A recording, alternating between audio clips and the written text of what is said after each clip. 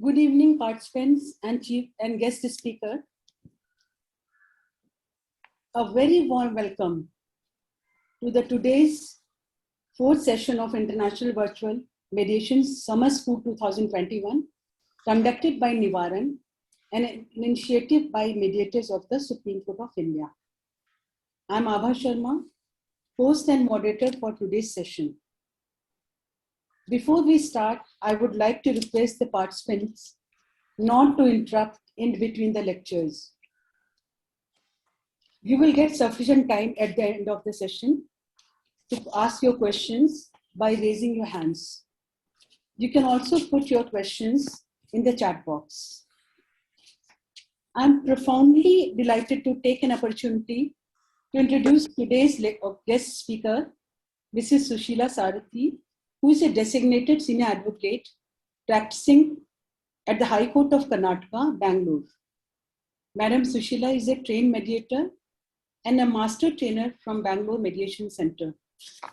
She has trained many lawyers, jurists, and professionals in the mediation. She has authored many books, including 2 books in mediation. First, Mediation Reader's Handbook, and second is Change Through Mediation. She is a renowned columnist, and she has a professional experience of more than 34 years.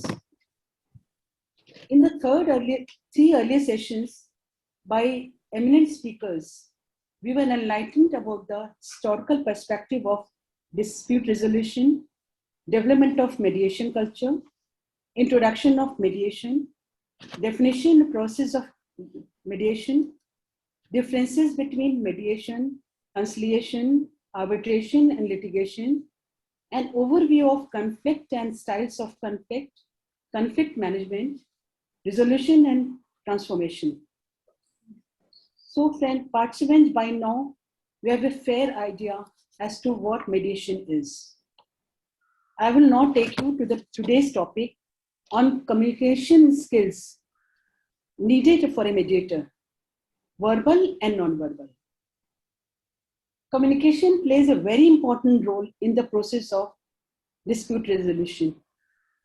We can safely conclude that mediation is a structured, interactive process where an impartial third party assists disputing parties in resolving conflict through the use of specialized communication and negotiation techniques. A mediator is a facilitative in that she or he manages the interaction between the parties and facilitate open discussion. Let's now see what are the communication skills in mediation.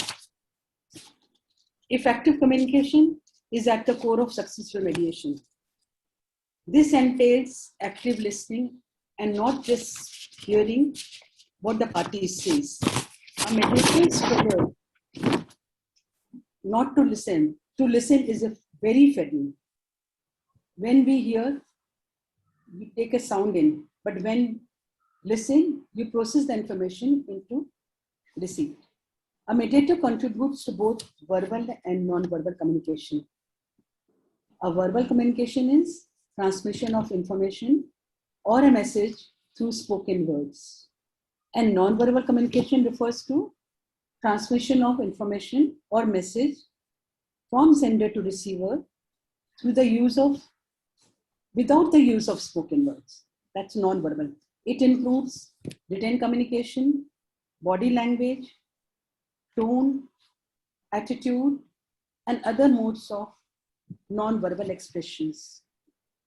Non-verbal communication is more spontaneous than verbal communication and thus can provide more accurate information. A proficient mediator may be more familiar with the verbal communication and less familiar with the non-verbal communication, but verbal and non-verbal communication together result in a meaningful and effective message. Every expressed message has 2 meanings. What is said verbally, what is not said verbally. Communication mainly carries a message content. The non-verbal enhances emotional meaning.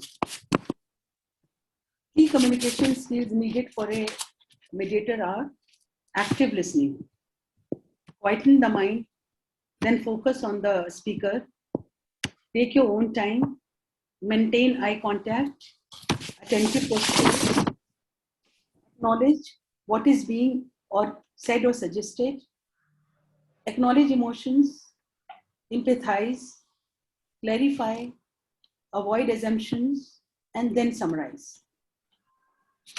Benefits of active listening are parties feel heard.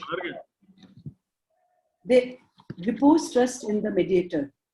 And in this process, mediator successfully builds a rapport with the parties, which in turn helps him or her obtain a clear understanding of the conflict. Then is summarizing. Allow parties to feel heard. Identify underlying emotions, concerns, focus parties on the problem solving, encourage parties that progress has been made, point out different views, keep track of the deal. While doing so, be concise and choose your words carefully. Be neutral. Ask if you are correct. When in doubt, summarize. Next is dealing with emotions. Conflict and emotions go hand in hand. A mediator needs to deal with the emotions connected to the parties' dispute.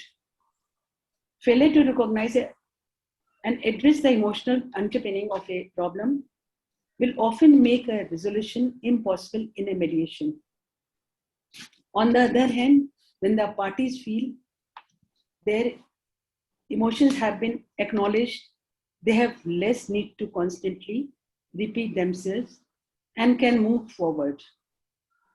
Acknowledging emotions does include agreeing with or sympathizing with the party's emotions or taking actions to fix parties' feelings.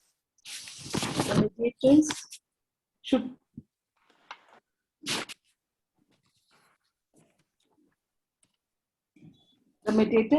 should place the mediations of the parties to the table and help parties to deal with them objectively. Next is effective questioning.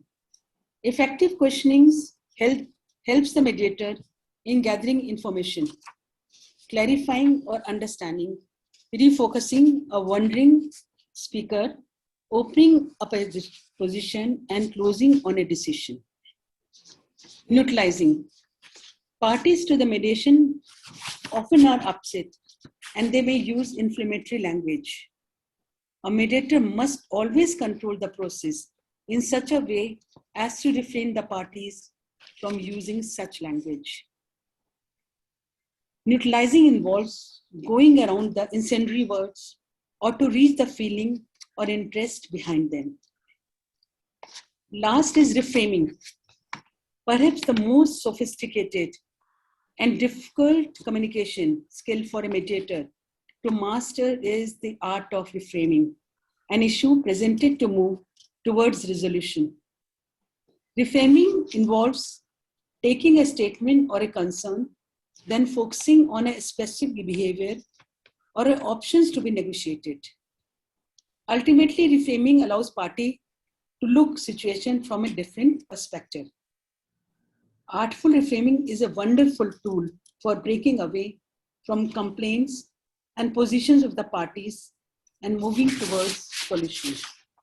This was the brief introduction of today's topic as to what communication skills mediators are required to have.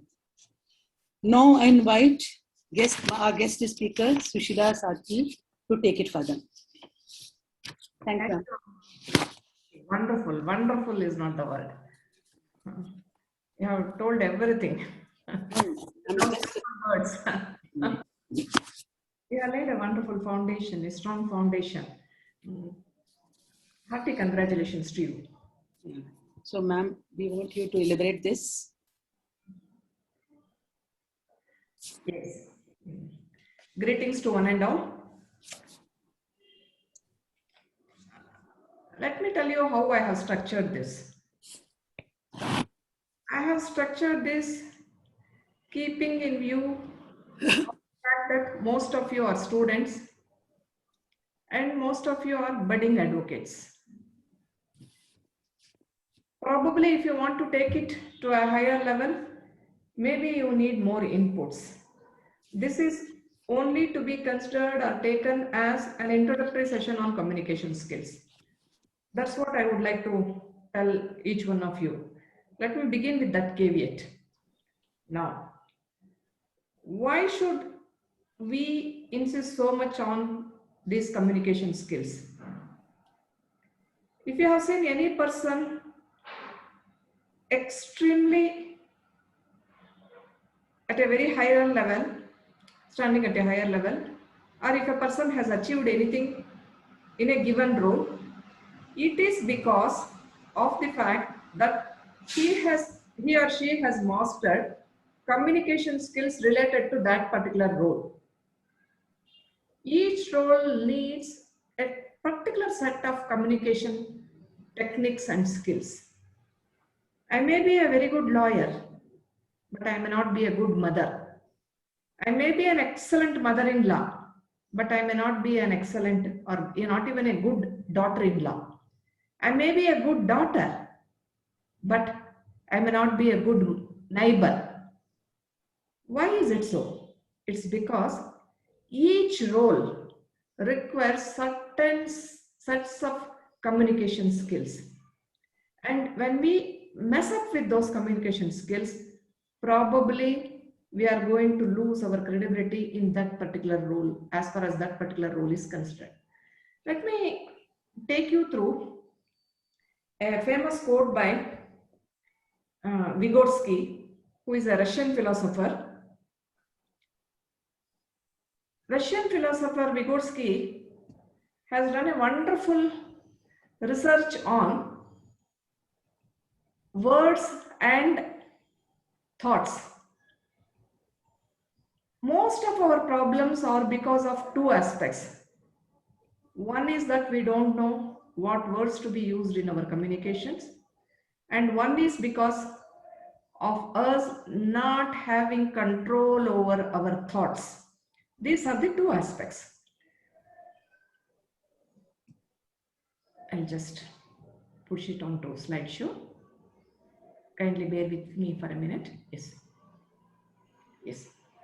He says, a word devoid of thought is a dead thing, and a thought unembodied in words remains a shadow. If we are happy, it's because of our words and thoughts. If we are unhappy, it's because of our words and our thoughts. Many a times, we have so many thoughts within us, but we are unable to express it outside. As far as mediation is concerned, we come across several parties, be it disputing parties or the councils or even the third parties. They may have so many wonderful thoughts in them, but they don't know how to bring it out. Thought unembodied in words remains a shadow. Mediator has to assist them and see to it that whatever be the thoughts embodied in them, that should get reflected in the form of words, or it should be communicated to the mediator, and mediator grasps those thoughts. That's one thing. Often we have seen people talking without there being any substance at all. So a word devoid of thought is a dead thing. Once you have mastered the communication skills, you will not speak nonsense at all. And you will know what to speak, what not to speak, when to speak, when not to speak. It's under these circumstances, it's very essential that you need to understand what communication is, what are the techniques, what are the skills. Now we see there is a difference between techniques and skills. Techniques tell us what it is, why it is, how it is to be done. These are all components of techniques. Skills, when you do it, where you do it. For example, all of you know the tomato you might have seen. Going by the botanical definition, any part of the plant with seeds in it is a fruit. So you know why tomato is a fruit. But why tomato is a fruit? What is tomato? Tomato is a fruit. Why it is a fruit, you know. How it is fruit, you also know. It's part of the plant, so it is fruit. Despite knowing that it is a fruit, do you use it in fruit salad? We don't use it in fruit salad because that's a skill. When to use it, where you use it is a skill. So that distinction you must master. So it is not just enough if you know the techniques, you must also know the skills. Now you see, let us understand what exactly is communication with the background of what all Abhaji has said. Communication is basically nothing but a message sent across. A very simple understanding, if you want to go through or get into it, it's a message sent across. I love this Alan Lewis, who is a communication theorist. This definition I always love. It's a sum of all things we do when I want you to understand my mind. What is communication from my end?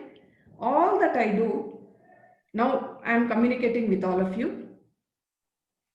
What do I mean by this communication? It's a sum total of all that I do in order to create an understanding in the mind of all your kind cells. And it's a systematic and continuous process. Please understand, many a times we begin communication very wonderfully and drop it down. It's a systematic and continuous process. Many of us as advocates, we start very well and then we tumble down. It's a systematic process. It's a continuous process. There is telling, listening, and understanding. I'm telling. I'm simultaneously listening to all of you also. How am I listening? I'll explain to you later.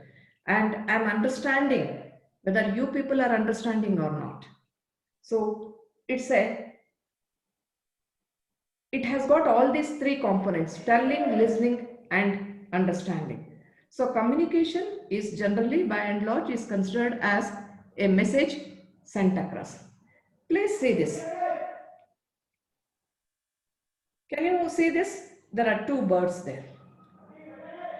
If you look at the birds, we will get to know that one is speaking to the other and one is listening to the other. Is it an important topic? Yes. Is it important for the speaker? Yes. Is it also important for the listener? Yes. How do you know that? Do we all know bird language? No. But still we can tell two are speaking and listening. They are communicating something to each other. Each is communicating to the other. Look at the body language also, how they are leaning. One is leaning towards the other, how they are looking at each other. One is simultaneously, the sitting bird, let us think for a while, one is a sitting bird and the other one is a standing bird. One's eye, only one eye, this bird's one eye is there. Through the eyes, by looking at the eye, you will get to know something. By looking at the paws of the bird, you will learn something. By looking at the way in which the head or the neck is tilted, you will learn something. If you want to be a good speaker, speak in such a way that this standing bird is speaking. If you want to be a good listener, listen in such a way as this sitting bird is listening. Just for you to understand. Now let us see, what is communication? It is a message sent across is what I said. See, David K. Berlow's model is one of the finest models as far as these components are defined. First one is a source. For any communication, I should have some idea in mind. It starts, communication doesn't start by itself. There should be some thought or idea or feeling or emotion, then that is the source. Encode, that thought comes to me, that idea comes to me, I encode it, and then I translate it in the form of a message. Then I choose a channel. How do I communicate it to all of you? First, there is a source. I get so many ideas. Today, I have to deliver something to all your concerns. I get all the thoughts inside me, encode. I'll frame within myself as to how I have to deliver one topic after the other or one concept after the other. Then I will convert it into message. Then through a channel, I will send it.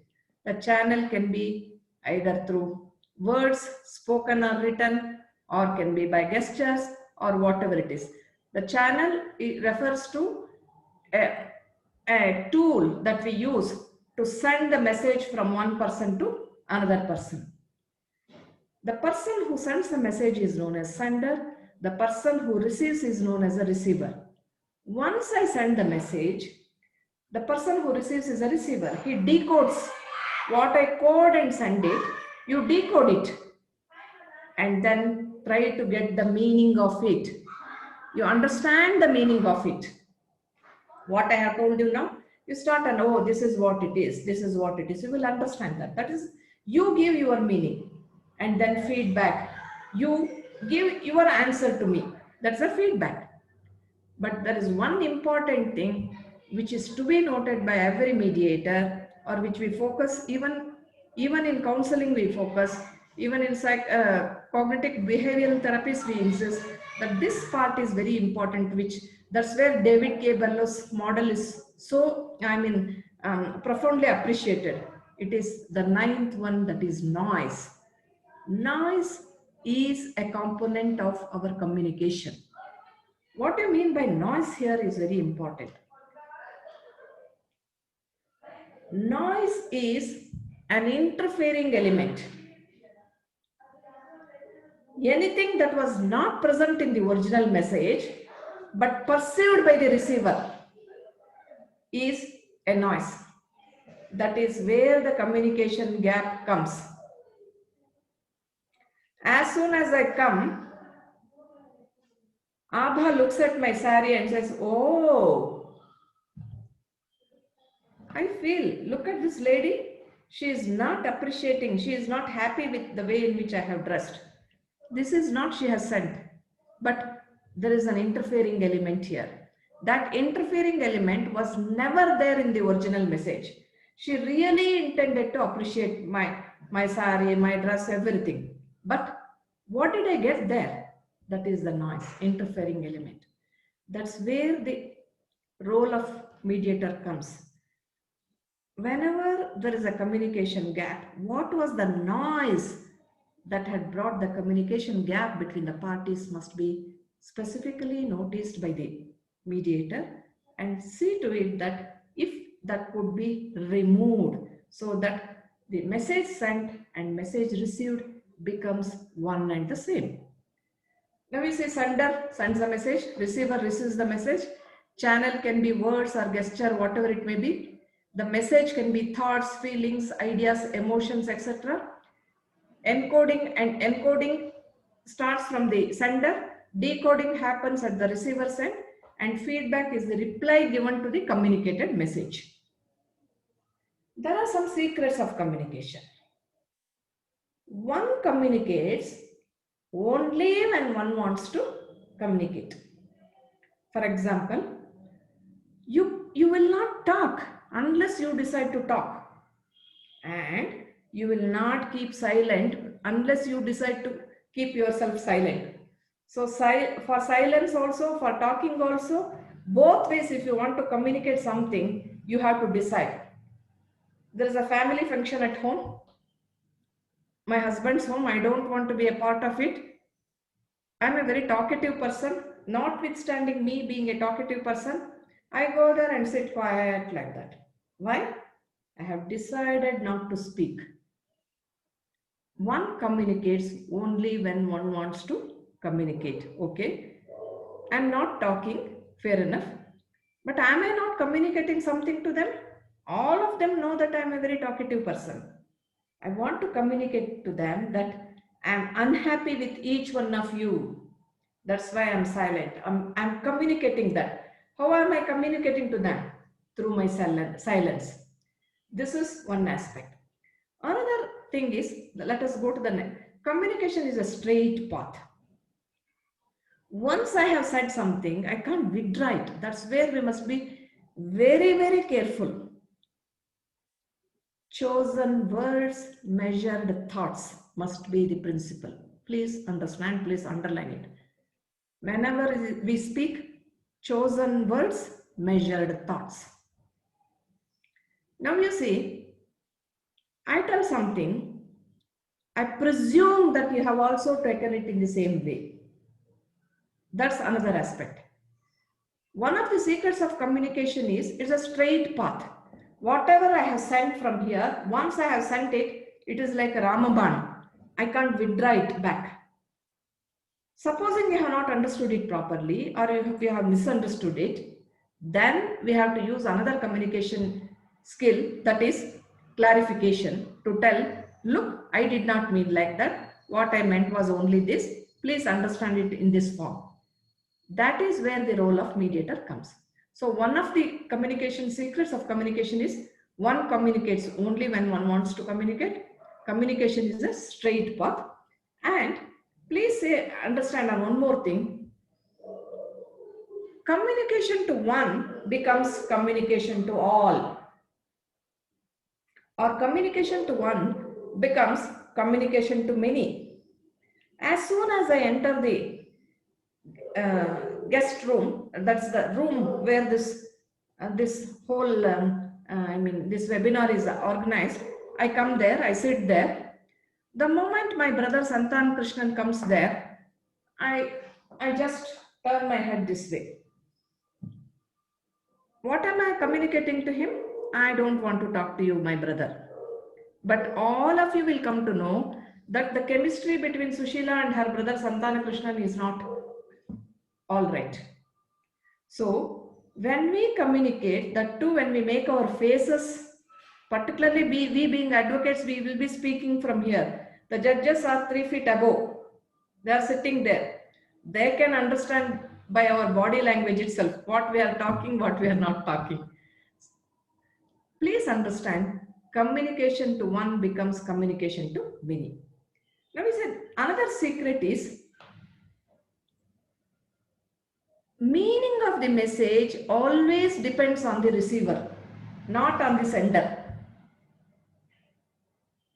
That is where we say message sent is not message received, but message received is message sent. Understand? Please understand. Message sent is not message received.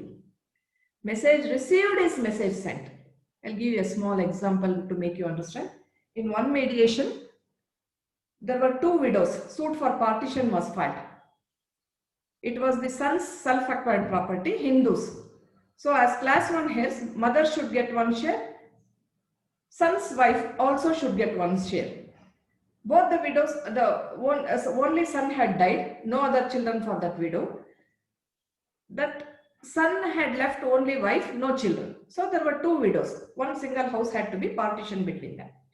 I told them, look, before we start, it was a private mediation. I said, before we think of dividing the property and how to divide, etc., let us build a cordial relationship between both of you. Some sessions I had.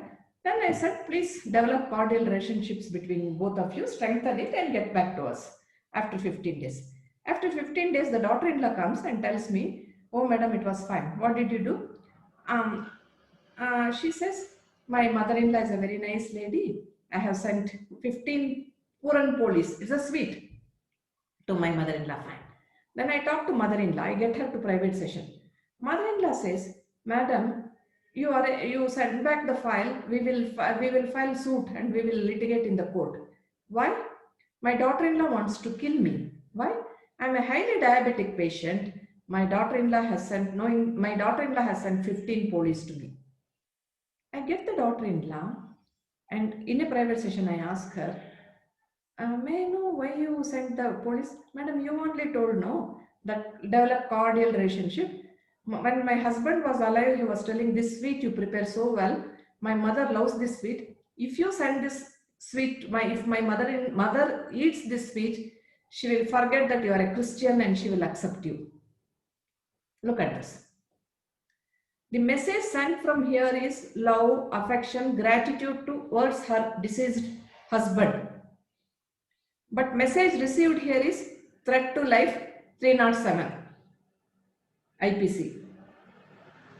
That is where we say message sent becomes message received. That's where whenever we say, whenever an important message is communicated, we must get it clarified again and again. Are you sure this is what I mean? Are you sure this is what it is not? This is what is very important. In that case, we use another technique of clarification. And then I asked that lady, when did you get when did you become diabetic? She said, after my son died. Many people become highly diabetic once there is bereavement in the family. If they have some serious ailments, then also they get diabetic as a consequence. So she said, since how long you are not together, you and your daughter-in-law? 8 years. Are there any common friends? No. Did she ever take care of you? No. Was there any communication between you? Never before this mediation. Then how do you think that your daughter-in-law wants to kill you? I did not ask that question. What not to ask is also part of communication.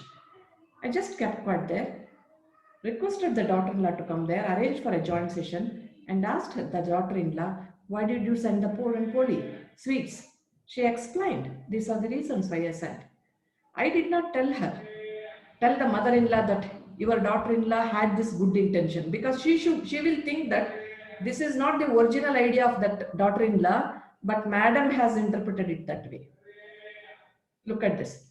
When she said it, both of them hugged each other, both of them cried for half an hour, matter got resolved. Message sent should become message received. That is where the role of mediator. In order to see if there is noise or communication gap, the mediator has to remove that and see to it that from both sides it is one and the same. Let us see the Mehrabian formula. Words, the effect of words is 7%. Effect of tone of voice is 38%. Body language is 5%. This should not be mistaken in any form to say, supposing today I have spoken 100 words, does it mean to say only 7 words will reach the audience who are sitting here and listening to me? No. The effect of the words is 7%. If I manage this 38% and 55% also, then the overall effect will be different. But I should not focus only on this words alone. That is what is important. Let us see the tone of voice. In mediations, we will ask, you are so particular about getting back to your husband. For example, I take some easy examples for your convenience to understand. Then, do you think if your father-in-law comes here, the situation will be different? Because you always used to tell, oh, he's a puppet in the hands of his people. He's a puppet in the hands of his people. So do you think if your father-in-law comes here, then the situation may become different? Father-in-law.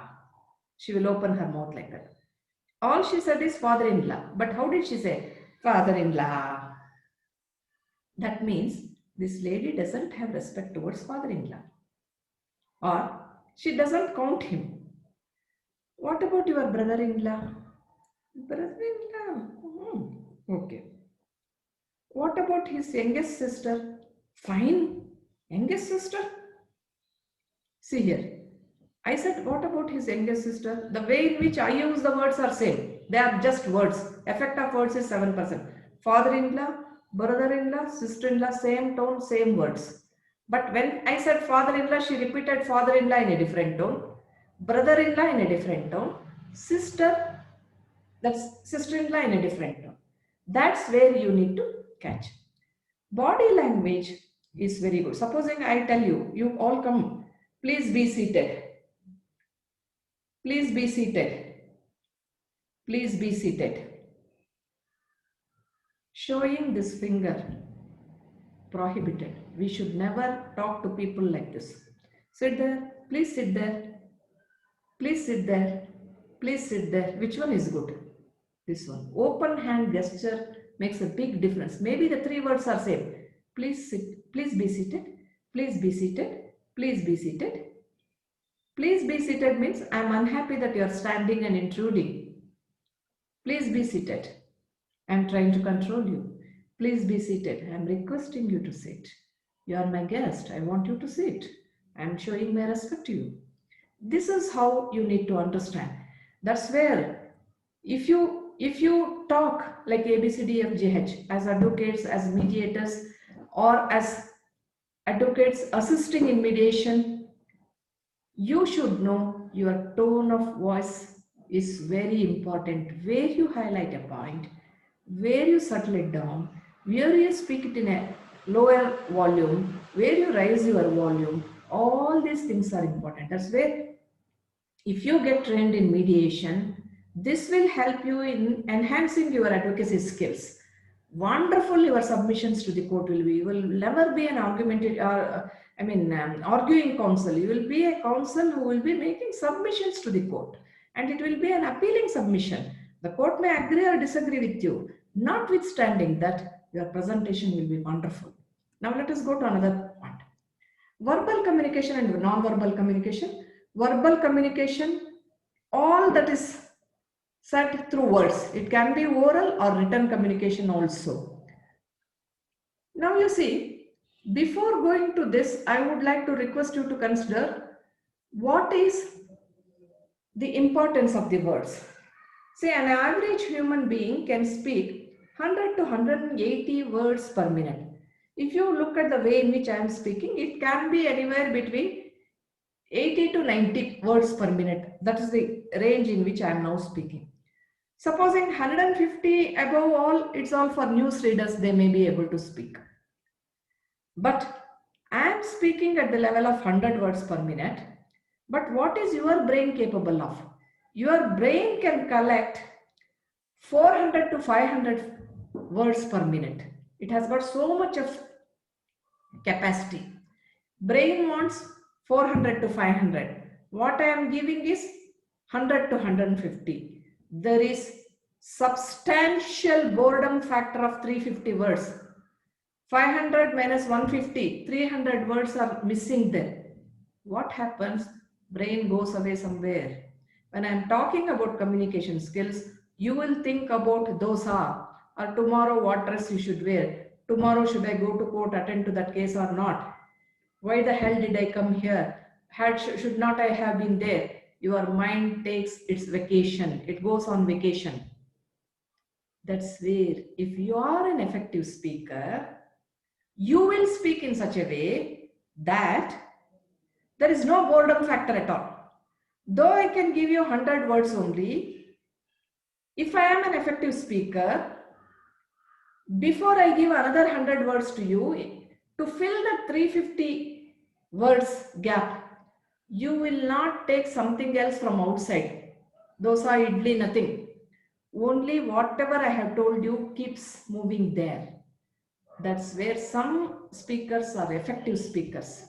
If you see some of the very wonderful speakers, every line they speak gets underlined. If you listen to somebody else, oh, Sushila spoke for 1.5 hours. What did she speak? She spoke about communication skills. What did she say?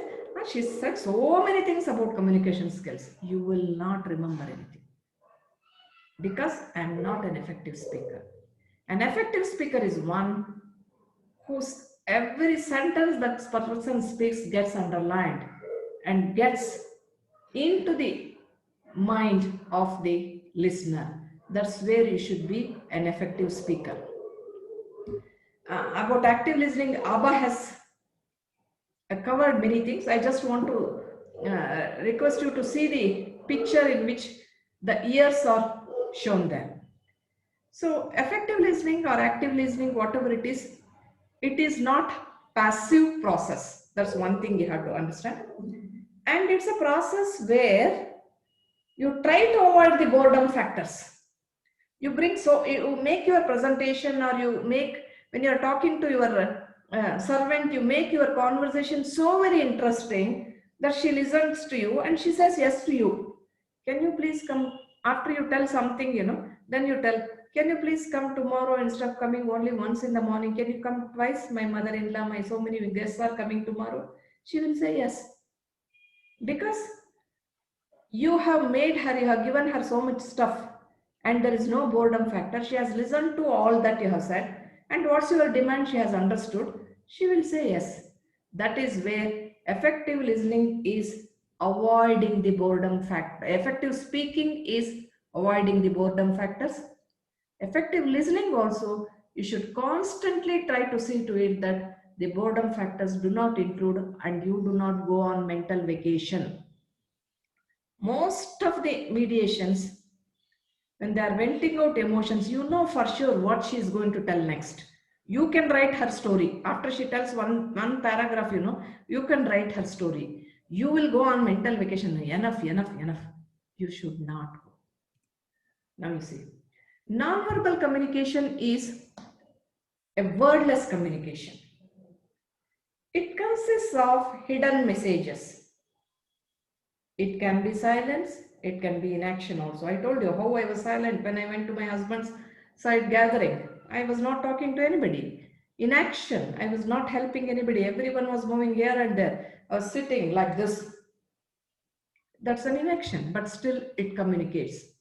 It's a communication through postures and movements. For example, kinesics we say, sign language, action language. Actions like stroking, patting. When I'm speaking here, fortunately or unfortunately, I'm not here to see all of you. Otherwise, I would have said how many of you are properly listening and how many of you are not listening. Maybe the screen here shows me that there are 400 persons listening to this. But how many of you are actively listening or not listening? 368. How many of you are actively listening or not? I can make out. But the question here is, wordless communication or non-verbal communication also is very important. I tell you a small thing. About 40 years back, I'm now 60-year-old. I was very beautiful. I was beautiful. Not very is a superlative word. I shouldn't be using that. I was reasonably beautiful. So what happened was, every day I used to get one cover.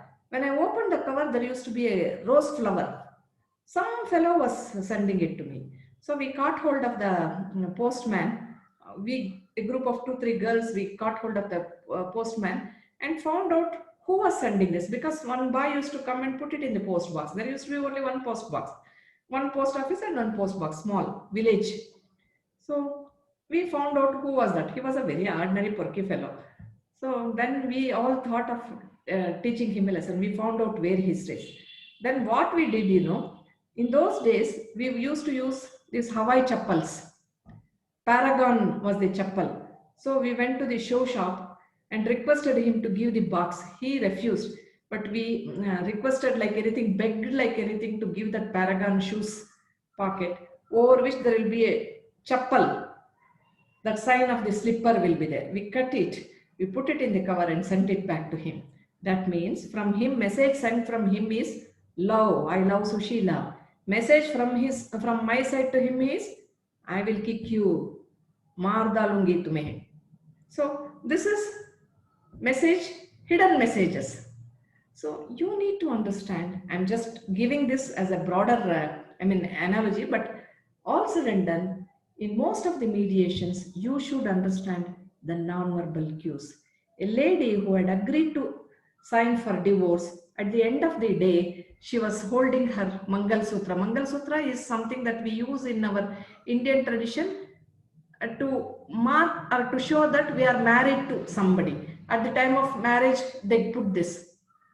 So she was strongly holding this and she was taking time to sign the papers. This was a non-verbal cue to the mediator to understand that she is not willing. Her decision to take divorce is not voluntary. There is no right of self-determination here. she is doing it under somebody's compulsion.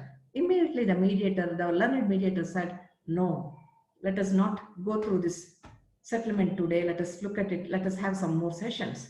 See, this holding this, what does it mean? This is very important to me. I'm losing his status. From tomorrow, I'm not wife of so-and-so. That bothers me. That's where the non-verbal cues become more important. See, the distance, intimate. Proxemics also becomes a point of communication. 6 to 8 inches, very intimate. I saw X and Y hugging each other. They were 6 to 8 inches. Mother holding the child, 6 to 8 inches. 12 to 20 inches. In mediation, that's where we say greeting and seating is very important. Probably you had a very wonderful session on that. Why is it important? You will be watching. I sit here, the moment plaintiff comes, plaintiff will be here. If the defendant comes, she will pull the chair back. The 12 inches distance will, 12 to 20 inches distance will become furthermore. She doesn't want to look eye to eye with the defendant.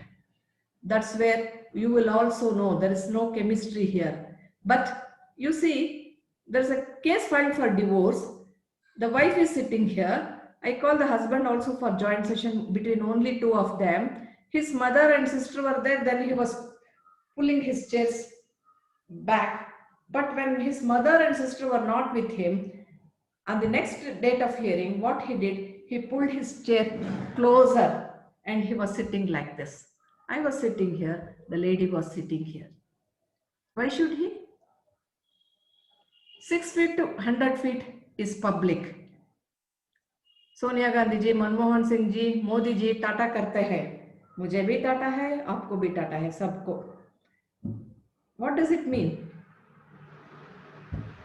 The relationship, what is your relationship with somebody can be understood by this proxemics also. When you do what you do is also important. See, time also speaks a lot. When you speak, when you do not speak, this he should have said long back. This he is speaking today. That's where the communication skills are very important. That people want to tell so many things. They want to give the offers. But what the mediator does, please do not exchange offers in joint session. We will take it later. Probably in one of the sessions, you will be coming across the word reactive devaluation. It's a concept. We will use it.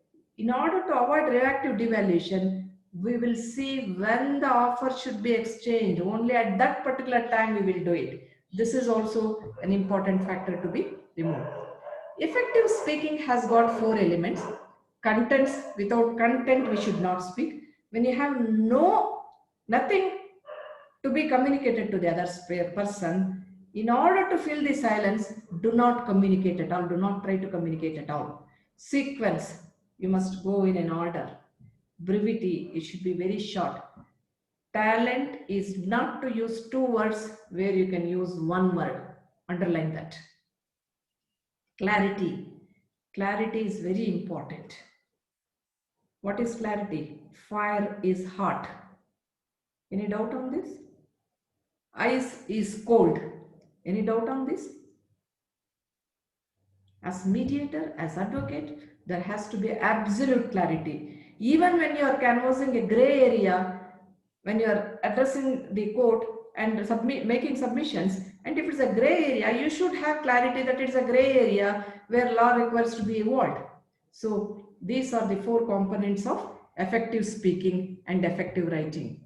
Now, let us go to some actual skills that we need to understand. Setting an agenda. Setting an agenda is an undersurface skill where it is like your timetable. If a person is extraordinarily brilliant in a given area, it's also because of this setting an agenda. What I have to do tomorrow. Preparation. Setting an agenda means what I do, what I want to do, what I should not be doing. If I have to come here, I should have the spectacles. I should have my watch. I should have my homework done. All this forms part of setting an agenda. Summarizing. Summarizing is party tells so much. in their narratives. You cut it into, precise writing, which we were taught when we were in schools. So you cut it short and tell that. That is summarizing. Filtering is you remove certain things. You remove certain things. In that filtering, there are two things. One is you take off something outright, something you defer. In the sense, deferring is also one of the communication skills. You reserve it for making use of it at a later time. Paraphrasing is very important. Paraphrasing has got two components. One is paraphrasing simpliciter, another is paraphrasing verbatim. Usually, paraphrasing verbatim will be used when offers are to be exchanged from one party to another party.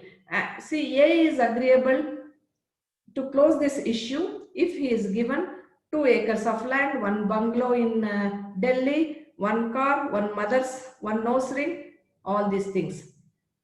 Are you agreeable? Paraphrasing verbatim. But if I say, my husband comes every day and he kicks me, he throws me outside, and then he pours the liquor on my face, he uses abusive words, dash, dash, dash, dash, dash. I should not be telling, while summarizing or making a restatement, I should not be making use of those words. Paraphrasing verbatim should not be done there. Acknowledging is very important. Acknowledging is you are demonstrating that you have heard the other person, you have listened to the other person. Acknowledging doesn't mean that you are agreeing or disagreeing. So whenever you speak to a person, in mediation particularly, we say, according to you, not according to me. In joint session also, because plaintiff should not think that I am already sailing with defendant. So when defendant tells something, I tell, according to you, this is what is acknowledging about. Reflecting. Summarizing has got all those components. Whenever you summarize, I suggest that in every private session also, before you commence, you summarize what happened in the past, previous session. End of the session, you summarize. Reflecting is reflecting the emotions, identifying the interest. This should be part of your restatement. If reflecting is not, maybe you identify a wrong emotion, doesn't matter, but you have to identify an emotion. Reframing is another skill where we see whether the parties can see the fact through a different frame. Facts will never have any meaning, they just exist. But can you see it? Facts get meaning through the frame in which they are seeing the facts. Can you see the facts through some other frame? Is it possible? That is what is reframing. In reframing, what we do is we try to convert the complaints into concerns. Whether the parties can understand that those complaints are not complaints of an individual, but they are concerns of another individual. From negative to positive. This is what is done in reframing. Prioritizing. There are 5 issues. Which one is important to you? In most of the matrimonial cases, in mergers and acquisition cases, in partnership businesses, we use this prioritizing cases, prioritization, skill of prioritization. What is more important to you? If you have to give 1, 2, 3, 4, from 1, 2, 3, 4, what's more important to you? Family, career, status, money. So both will be asked separately. They will write it and give it to the mediator. They will see if the priorities are more or less matching. It's a case for reunion. If one says family is the priority, another says money is the first priority, and family comes to 4, where family is 1 for someone and 4 for someone, it can never be a reunion, case of reunion. I'm not telling that you should straight away go to this. After doing all other things, you can also use this technique to get a confirmation. There may not be chances of reconciliation in this case as of now. This will give an indication. Now you see, we will do the exercises if time permits. Otherwise, let us go to some questioning skills. All questions fall under 2 categories.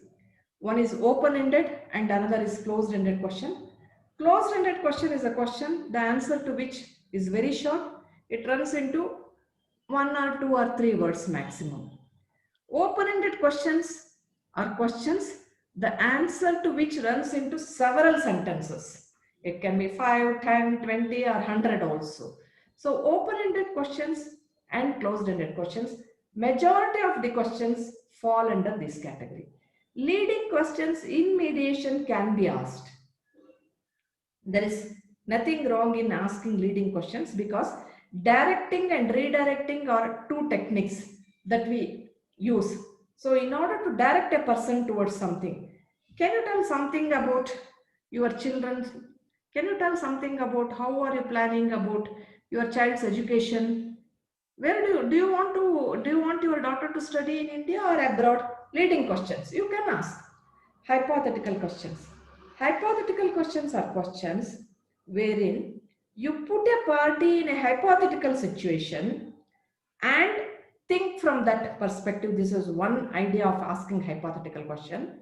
Another idea of hypothetical question is you create a doubt in the mind of the person about the doubt they have. I'll tell you this. This is a bit difficult. I'll explain to you. A wife, the husband has filed a petition for divorce and wife has also filed a petition for divorce. Then husband agrees to take back the wife. The wife has also agreed. When she is going to sign the paper, she starts getting a feeling. She will ask the mediator, what if he doesn't beat again? What if he beats again? What if he kicks me out again? What if he drinks and comes back and does all hangama at home again? These were the questions on the day one. You can't be telling that. What do? We put her in a hypothetical position. We tell, yes, these were the questions on the day one when you came to mediation or day one when you went to court. And even prior to that also you had the situation. Now, in this 60 days period, you were there, your people were there, your lawyer was there, he was there, his people were there, lawyer was there. And the matter was sent from court. And today you are sitting in front of mediator who has been with you for the past 60 days. And now this matter will go back to the court. Court will put its seal. Do you think after all these things, he will do the same thing? I'm creating a doubt in the mind of the person about the doubt that the person has got. So what happens is hypothetical question. Then she said, oh, that situation was different. Now after all these things, I don't think he will do it. She will sign it. This is not only here, mergers and acquisition cases. They have lots of questions. What if it happens again? People, they are being compensated when they leave one company to another company. Non-disclosure agreements will be there, NDAs. In most of the situations, when it comes to NDAs, there is always a struggle. At the end, they come till the end and then they start getting some doubts. That's where you use hypothetical question. Circular question. A circular question is a question, the answer to which is given by the person thinking not of his individual interest. He should think of the interest that's getting affected by his answer of others.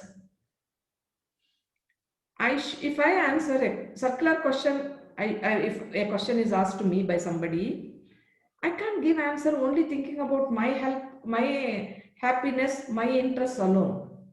If I give an answer, that will have an impact on somebody else, my boss, my subordinate, my colleague.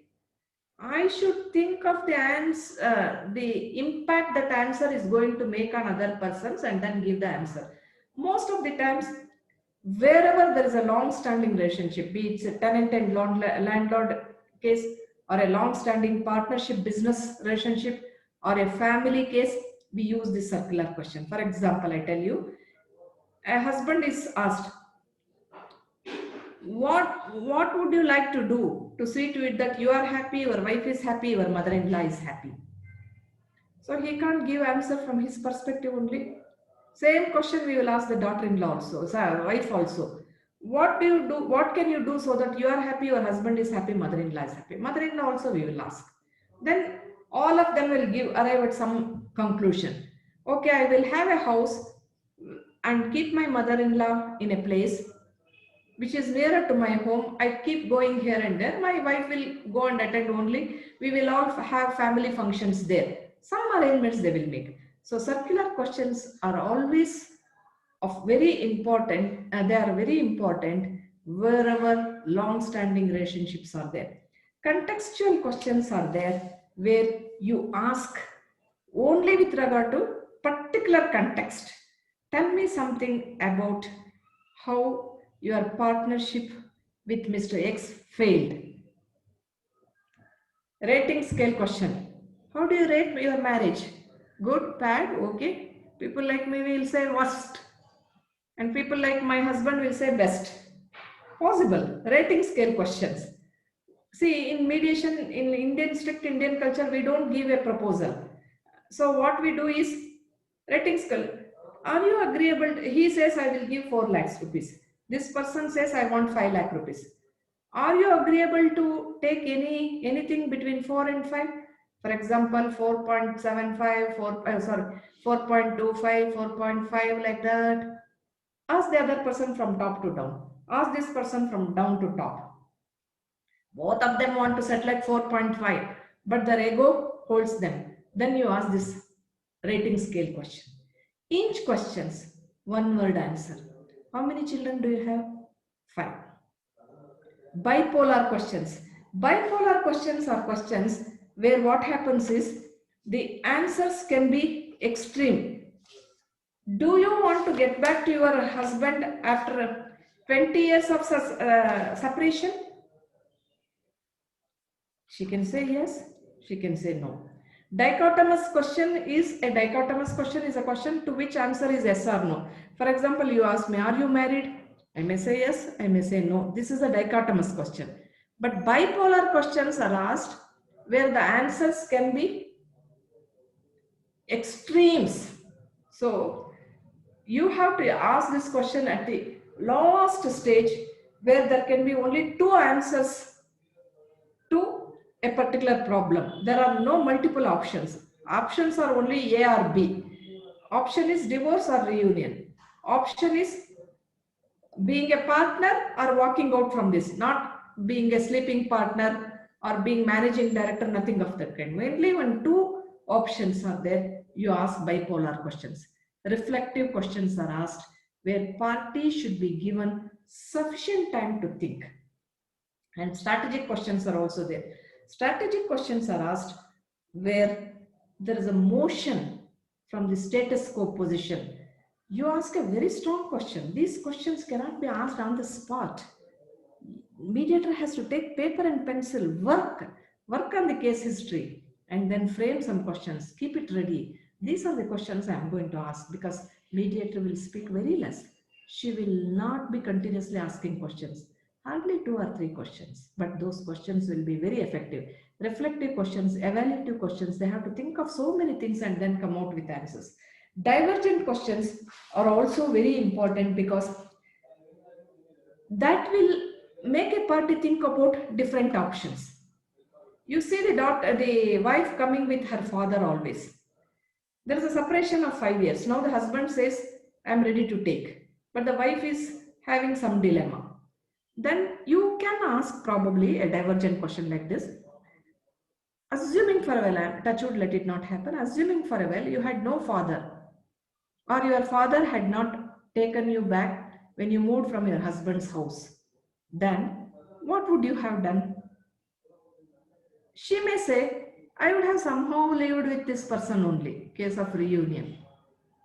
She may say, I would have plunged into a well and died, madam, or I would have taken rat poison and died, madam. So, divergent questions are questions where multiple options are generated and people start thinking from various angles. In evaluative questions, you make people think at multiple levels. Now you see, as far as these questions are concerned, I suggest some of you to read this Harold D. Laswell model. It's a wonderful model. He is also a communication theorist and professor of law at Yale University, who says what is very important. Why does he say it? That's also important. To whom is he telling this is also important. Many a times in mediation, people tell something. Why are they telling that? Why are you telling like that? Why are you thinking like that? Can you help me understand? To whom are they telling this? Are they telling to the mediator, or like that Vygotsky's first quote that I read, thoughts unembodied in words remains a shadow. So they are not asking those questions. They are not telling those things to you. Probably they wanted to tell it to the other person, but it's not happening. That's where our role comes. I'll give you another one skill and then stop because another 2 minutes time I have. This is bridging. See, read this. My wife is dash. She comes back home at midnight. Every day a new person gives her a drop at midnight. Everyone in the locality looks down upon me because she comes at midnight. This is his statement. What do? We use bridging. Bridging words we have to use. We don't use questions, but we use bridging words. For example, you said your wife comes back home at midnight because her shift is night shift, madam. Okay. You said that every day a new person gives her a drop because they don't have van facility or any facility, madam. She has to come on her own. At that time, nobody gives her. I mean, there is nobody for her to pick her up and drop. So she has to come and she can't spend on the cabs. Okay. So according to you, your wife comes home. See, restatement I am doing you using the technique of acknowledging. These are all interlinked skills. According to you, your wife comes home very late at midnight every day because she has got night shift work, and she comes with different persons according to you because she has no vehicle of her own and there is no vehicle facility provided by the employer and she can't afford for the vehicle. Isn't it? Have I understood you properly? Clarification. Yes. Then what happens? This is in a way reframing. The word my wife is dash goes.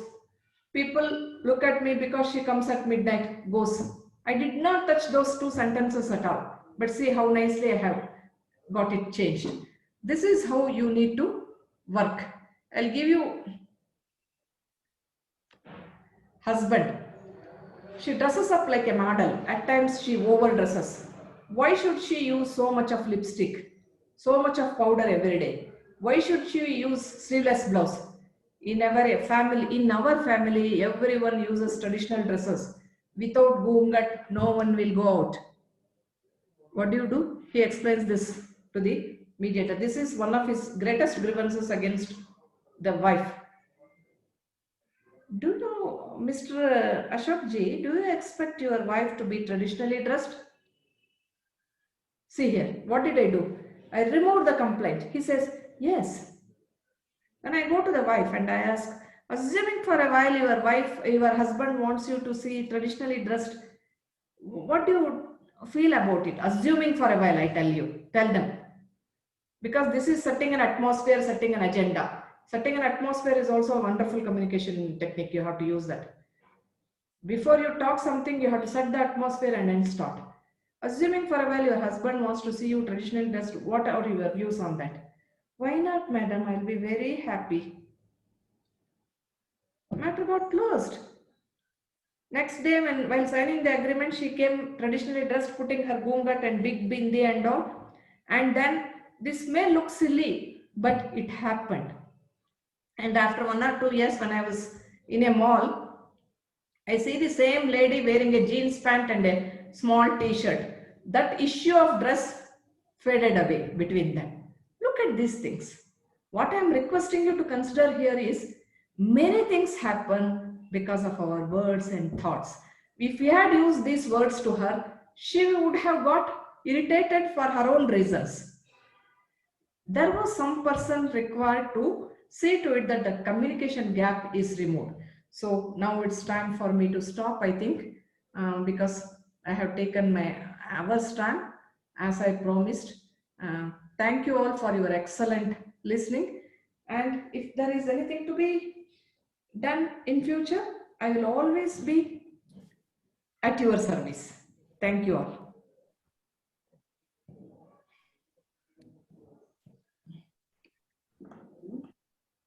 Thank you, Madam Sushila. Yes, please.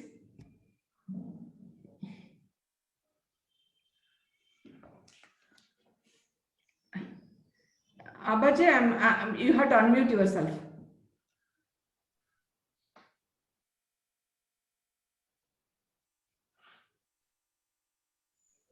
Am I audible? Am I audible now, ma'am? Yes. Yeah. Ma'am, one question is, when we say that mediators have to have effective communication skill and active listening, at times in the matrimonial cases, the parties get into the real verbal war that even affect the mediators to actively participate in the session. Ma'am, what is the remedy for that? I keep telling there is something known as setting an atmosphere. Until you set the atmosphere, you should not allow the parties to see face to face. Address the emotions. Unless you address the emotions, reasoning will not come at all. Your opening statement should be so very effective. That's where all your communication skills should get translated in your opening statement. Wow, they should feel. This is what we have to do. I'm not supposed to interfere. I'm not supposed to intervene. I have to agree to disagree very gracefully. These are all the things we tell in the opening statement. That's where set an atmosphere. See to it that the emotions are under control. And then after the atmosphere is set, bring them onto the common table. That's where, unless you have crossed 50 to 100 mediations, you don't have a sudden in-between joint sessions. Already, if you are experienced, then you will know when to have joint sessions. Otherwise, it is better to tackle them individually. Even then also, when in the presence of the mediator, all their agonies against their husband, they will pour on the mediator. Because they relive their experiences. We need to understand them. That's where empathy falls. Empathy is very important. Empathy is also one of very important aspects in mediation. We need to see to it that if the mediator alone is empathetic, it's of no use. Before allowing the parties to talk to each other, whether you have brought a certain atmosphere wherein empathetic connection can be developed between two parties must be seen, and then only they must be put across each other. Thank you, ma'am. Another question is from one of our mediator and a senior advocate, Mr. Rajiv Datta. His question is, mediation question should not be like a cross-examination. He wants, please elaborate it. It should never be interrogative. I always tell them, look, I'm going to ask you a question. If you are comfortable, you can answer. If you don't want to answer, please don't answer. I cannot compel you. Don't feel under any compulsion to answer this question. And if you want to take time, please take time. So they should never feel that I'm interrogating it. On their own, things will come. Only for redirection and direction, we need to give little. It's like you are changing the gears. And then start working on the wheel. Thank you, ma'am. Another question in the chat box is, ma'am, words spoken by a person is like a sped arrow, which cannot be taken back sometimes. A mediator intention might be correct and is just to settle the dispute or to gather the information, but the party might take its certain questions personally and might get aggressive. How to deal with such a situation? Yes, hurt feelings are always difficult to be removed. That's where when I say address the emotions first, it is not easy to address all emotions. Some statements made by my husband or made by me to my husband or made by me to my partner may hurt them to take extremes. That day said like that, my partner, he shouldn't have said this. That's where we use another technique, apology, role of apology. Why should I forgive him? Why should I, he may ask apology. Why should I forgive him? We don't apologize, first of all. Wherever there is a tendency, of course, a person is prepared to apologize. Okay, one person is ready. The other person says, अब माफ करके क्या करना है? सब कुछ बिगड़ गया है. Why should I forgive? I remember Alan Lamott, a wonderful writer. She says beautiful about forgiving.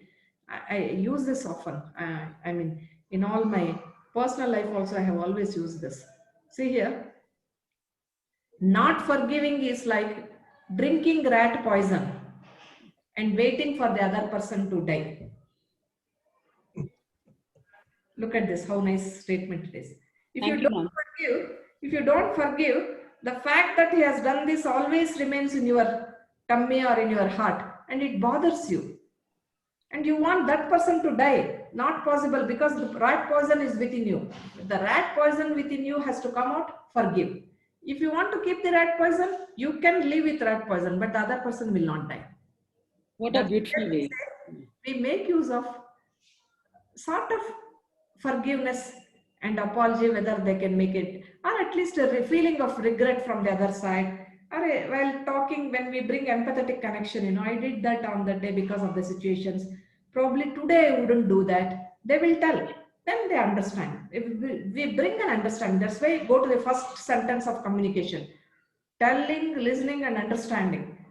We do telling and listening. Most of us, we will try to do this. But understanding part of it, whether we bring it between the parties, where that is the crux, that is where the result in the mediation happens.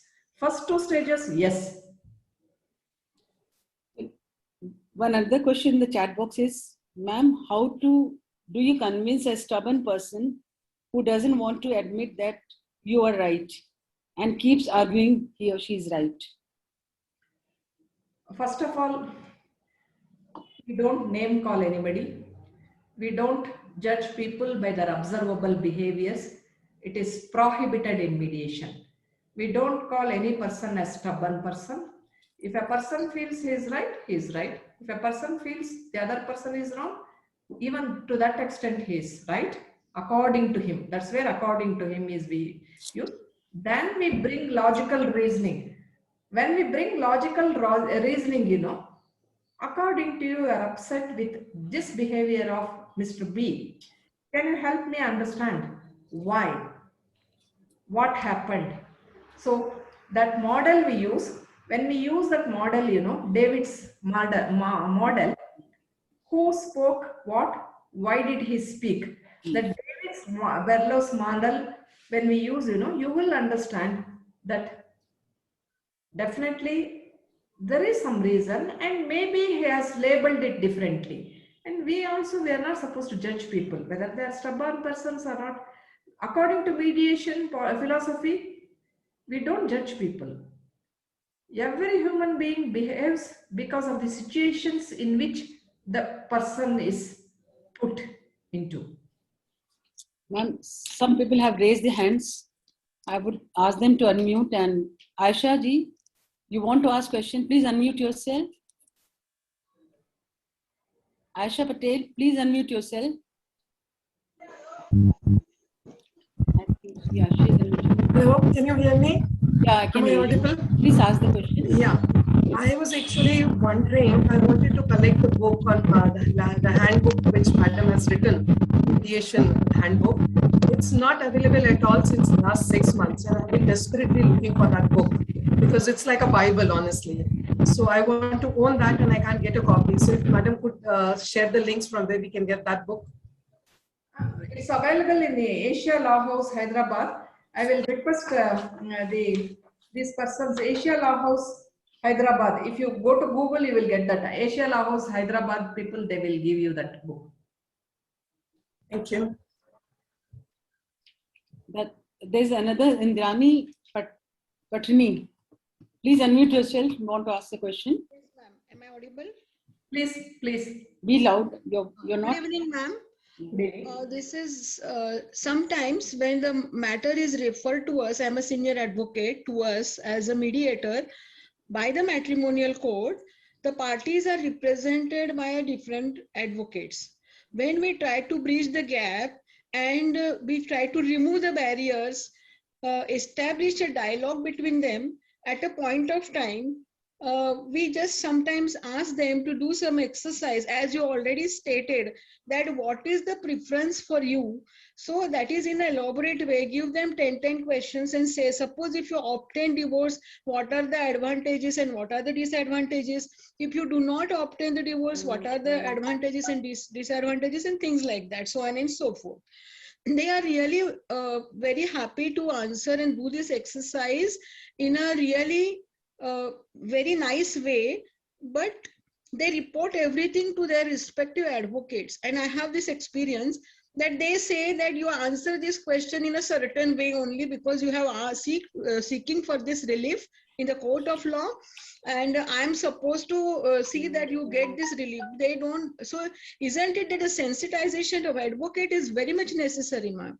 That's a wonderful point, Indrani Pataniji. Yes. That's where I keep telling that unless mediation advocacy gets spread, has got we spread mediation advocacy, we can't achieve anything through mediation in this way. If we run in this way, I mean in this way, probably we may not achieve what we are intending to achieve through mediation, number one. Number two is, that's where in mediation training programs, 40 hours training program, all the trainees are taught as to how to get the cooperative role of advocates. I would stress that, and I would make them understand the purpose behind it. I would tell them that this is no way going to affect their client's rights or prejudice in any way before the court. And I will also involve the advocate and then explain. First, I will speak to the advocate and then get the party with the consent of the party, advocate, both there together. And then I tell them about this exercise and give that exercise to her. There is Yes. a confirmation from the advocate, and then Yes. this is how we overcome the hurdle. Thank you. Thank you very much. There's another participant, Tanmay Bulkarni. Please unmute yourself. Yes, ma'am. Am I audible? Yes, please. Yeah, sure.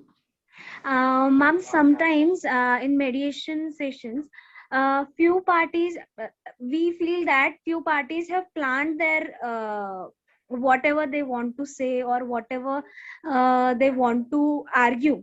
They planned everything and accordingly they say the things, or everybody is knowing that they are lying. Even that party is also knowing that he or she is lying.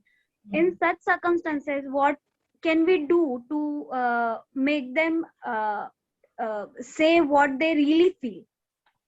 Why should you presume, number one, why should you presume that they are lying? Number one. Number two, we are not there to, we are not truth finders, we are not truth labs. If parties are telling lies, let them tell lies. If the parties are telling truth, let them tell truth. Generally, what they tell in the first joint session and in the fifth private session, there will be a drastic change. When there is a connection, empathetic connection between the mediator and the person or the disputing party or any of the third parties also, they start speaking from the heart. Heart cannot speak lie. It's only the mind that can speak lie. Heart will never speak lie. That's where I tell communication is not just communicating. It is about connecting. Get that connection. They will tell, Madam, I told like this because of XYZ reasons, but this is what it is. In one case, the wife said, I don't want to go to husband. Husband did not agree, I want my wife back.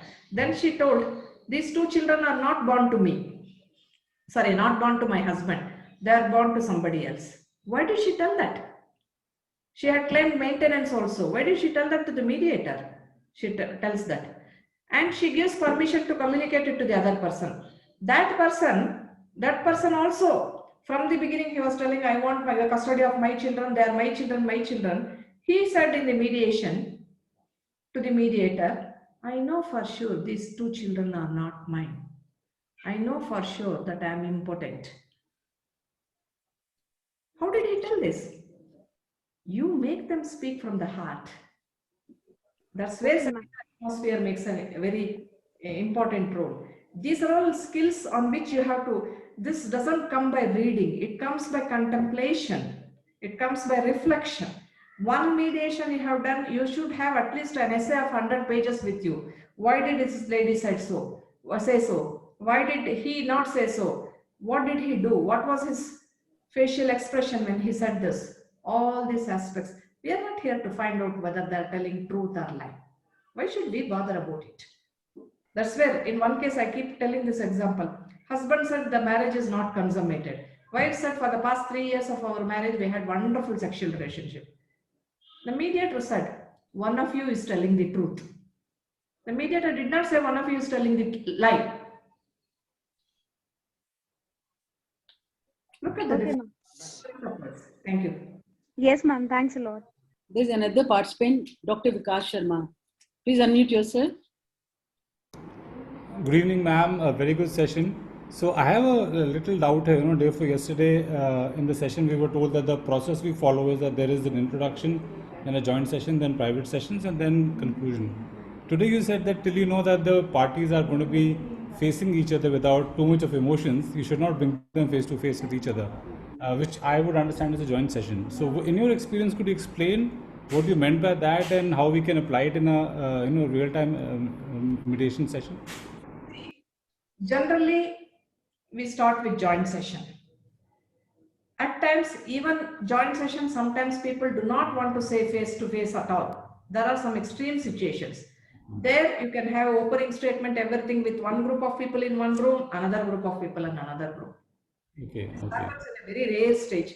But it is always better to see to it that you tell them, look, afterwards you need not have to sit together facing each other. But now I'll just I want to introduce myself and get introduced to all of you. Later we will see to it that you sit separately and talk to me separately. That's one thing. Yes, So session, private, kitna bhi private ho, multiple number of private sessions. In between you can have one more joint session or two more joint sessions. Again private, again joint session. It is, caucus management is one of the techniques that we use. It's for you. And ultimately, some parties are there. Even while signing the agreement also, they don't want to see face to face. They agree. So this person signs in one room, that person signs in one room. But when you are bringing empathetic connection, set the atmosphere, bring them. And you are the controller of the process. Why? Because you will reiterate the ground rules. She is talking to you, talking to the other person, but in your presence. Ma'am, sorry, just adding one more part to this. In a mediation, when do you know it's time to give up? When do you know that this mediation is not going to work and this is the end of the road? How do you decide, and normally how much percentage is that in your experience? Yes, sir, like that, sir. It is for the parties to decide. They may take a very hasty decision and say, look, we are lost, it's not taking us anywhere. But that ultimate decision should be from your end. You must have exhausted all that we have told you about. Handling impasse is one of the subjects, one of the topics. Then you can come to a logical conclusion. So I don't see success by settlement or something of that kind. For me, when I entered my room, they go out as a different person. And maybe it is not settled on my table on that day, but it will definitely get settled on some other day is my hope. And it has happened in many cases. Lay the foundation systematically. Thank you so much. But we have another question from other participant, Mr. Talak Chandan. Please unmute yourself. Thank you, madam. So, madam, it was a wonderful session, and I have already read your book and I have copied it with me. And my request to you is to write a new book with all these narratives, and that will be very much useful for the mediators. Sure. Thank you for a fresh assignment. Dr. Subhash Madhuri, I think he has also some question from you. He wants to ask. Unmute yourself, Doctor. Yes, ma'am. Thank you, ma'am, for giving me the opportunity. Thank you, Sushila ma'am, for such an enriching tutorial today. We have learned a lot regarding the modes of communication. Ma'am, I have a very humble question for you. I want a comment from ma'am you that in this COVID era, we are banking more and more for online mediation rather than physical interaction. Then, ma'am, how we are supposed to complement or to supplement this non-verbal communication, gestures, postures in a online meeting, in an online mediation? Thank you, ma'am. Yes, yes. Now, may I ask you a small? I mean, sometimes the answer to a question is in the form of another question. Don't we go to a movie and then see Rajesh Khanna and Hema Malini getting separated and crying, and we also cry? Yes, ma'am. Don't we laugh when Amitabh Bachchan does something on the screen, and don't we laugh? Yes, ma'am. Don't we read a novel, and when we have read the novel, haven't we cried, haven't we laughed, haven't we got angry? Right, ma'am. Were those characters in our presence? Yes, ma'am. That's where I say non-verbal communication is not just by, for example, many a times, supposing this screen somehow it doesn't work for you, then you are only listening to me. Still, by the modulations that I bring in, where I stop, where I take it, where I slow down, pace, pause, everything makes. Yes, ma'am. You ask a question, I answer suddenly. That gives you a cue. You ask some question. Is there somebody else in your life, Madam Ji? Do you want me to answer this question? I take 2 minutes and ask this question. That means you will get an idea.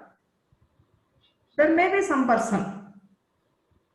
So I personally do not believe that through this video conferencing and other things, we can't achieve what we are achieving in mediations through physical hearings. I personally feel there may be others who may disagree on this. I don't say so. Many mediations I have done it very comfortably, and they have also felt very comfortable. And as far as this confidentiality aspect is concerned, I tell them, if it is your private session, you send the link, you see to it. If there are persons with you, it is your take on that. If your brother is sitting next to you, if your father is sitting to you, I have absolutely no objection. It's your private session with me. I tell them, you send the link, you withdraw the link. Thank you, ma'am, and my regards for answering me. Thank you, ma'am. Yeah, I think today one more person who has raised his hand, that Tushar Trivedi. Can you unmute yourself, Tushar? Yes, ma'am. Good evening, ma'am. I'm audible? Please, Yeah. please. Yes, ma'am. Ma'am, while you were answering to one of the questions, you said that the mediator should not assess a person by his or her visible traits.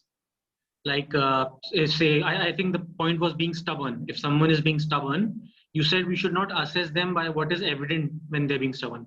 Ma'am, if we don't assess people by their visible traits, how should we go about setting the tone for the discussion? See, Because, yes. I said probably there was some communication gap. That's where the role of clarification comes here. I said we are not supposed to judge people by their external behaviors. I ask a particular question, you answer it in a particular manner. Based on that single sentence or based on that 3 minutes communication between me and you, I can't judge you as a stubborn person. There are so many things, bottled up emotions there. That's why when you react, if that person is there, I'm not going to enter this room at all. What was there? What you have gone through? You had a difficult past with you. We are all prisoners of the past. Understand that person. That's where empathy is very important. Understand that person as that person wants to be understood. If he is stubborn, he will tell you, Madam, I was not like this. I was a very calm and sober person. Because of this boss of mine, I have become like this. Everyone says I'm arrogant, I'm adamant. Ask me in my earlier departments where I have worked. I was never like this. Listen to that. Oh, that's where Johari Windows. Those of you who are interested, please. Johari Windows is wonderful. If you read that, if you understand how to open the windows, there is something else. Johari Windows. Johari. Johar. Joseph and Harry. Johari Windows. We are not supposed to be judgmental, is what I said. Understood, ma'am. Thank you. Thank you for your clarification and for the recommendation. No, today I'll conclude this session. Thank you, Madam Sushila, for your valuable inputs and enlightening lecture, full of insights and stimulation. Ma'am, it's always pleasure to listen to you, and today's session was no different. It was a pleasure listening to you and enjoyed your way of explaining with illustrations the different way of communication, very effectively covered. I'm